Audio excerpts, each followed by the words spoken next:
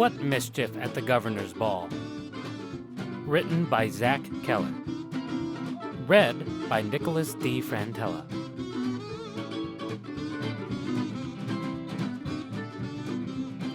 Wouldn't you like to know?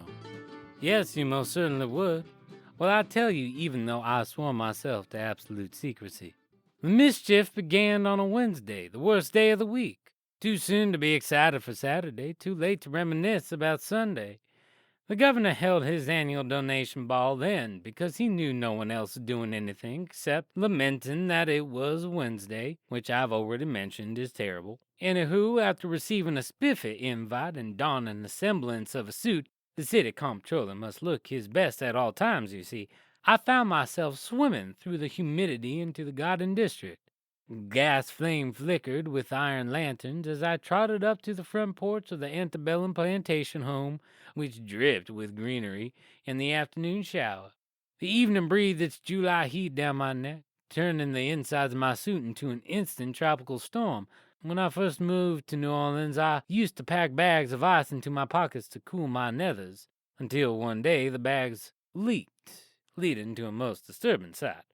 As I pushed through the doorway, music and laughter greeted me kindly.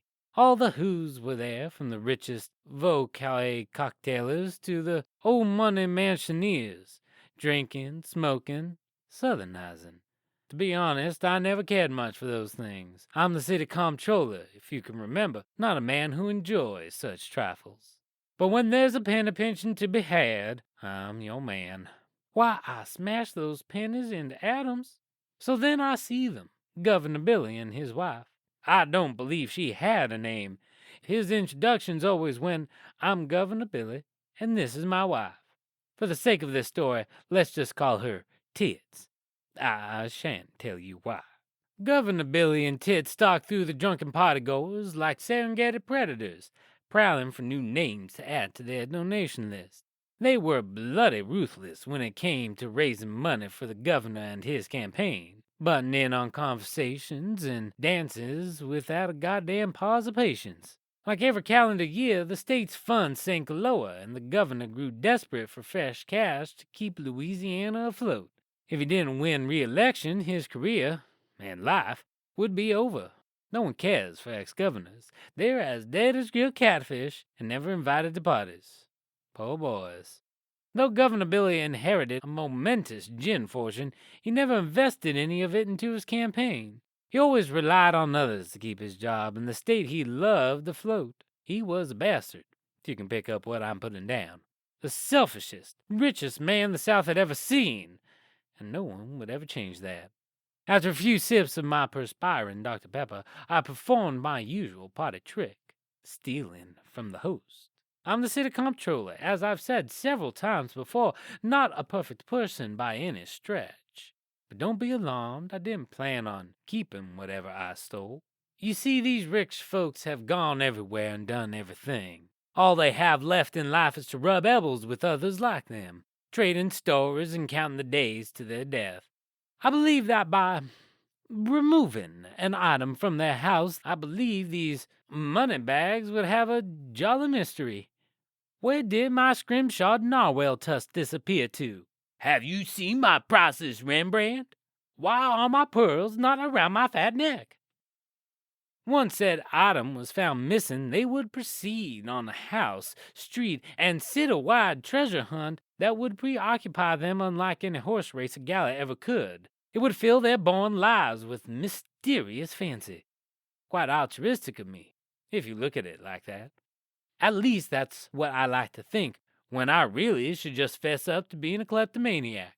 For, once stolen, the item is never kept, but flung willy-nilly into the mighty Mississippi. So back to the mischief.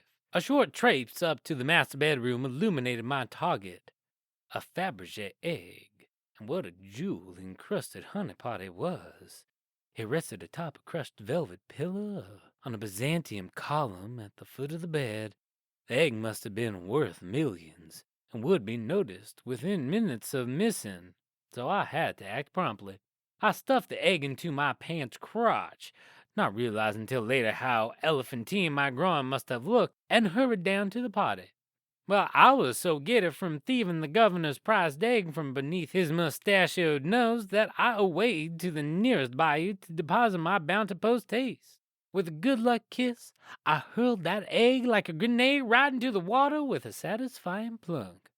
But my fun fizzled there, for the plunk silenced the sinking cricket frogs which two boys had been hunting from the shore. The young eyes locked onto the egg, its diamond sparkling in the moonlight, and cast slack-jawed looks to one another. Instead of sinking, like my heart did, wouldn't you know it, that egg floated right there in Bayou St. John, bobbing like a top. Well, before those frogs could start burping again, the boys went a-splashing into that bayou and damn near drowned each other.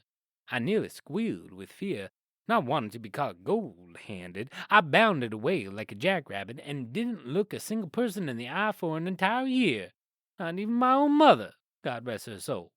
Life became hot and boring for a while, until 12 months passed and another invitation arrived to announce the governor's donation ball. Thinking I was out of the proverbial bayou, I decided it was high time I returned to the scene of the crime to see what happened with Governor Billy and his rotten egg. I arrived late and sweating, as I always do on summer nights, just as the moon rose above the Mississippi.